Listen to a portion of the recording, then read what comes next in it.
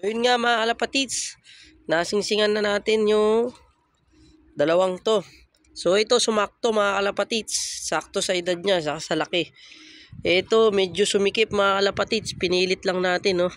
Ang laki nandito nyo, 7 days, dapat 6 days lang talaga. Pero 7 days ko mga kalapatids. So medyo malaki to, ito sakto lang to, 6 days. Talagang 6 days dapat lang. So yun nga, napainom na rin natin sila ng vitamins. So yun nga, yung magulang naman mga kalapatids. Tara, balik na natin. Medyo nilalamig na eh. Oh. Ang liit lang pero habol yan mga kalapatids. Tingnan nyo. Liit lang eh no. Tara, let's go.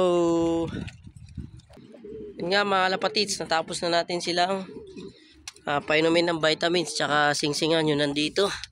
So yun nga no. Yan. Singsingan na natin. Pinalitan na rin natin yung pugad nila. So dito nga dati sa basahan lang. Ngayon nandito na. May pugad na sila dyan. Bago para maganda na. Pinainom na natin sila.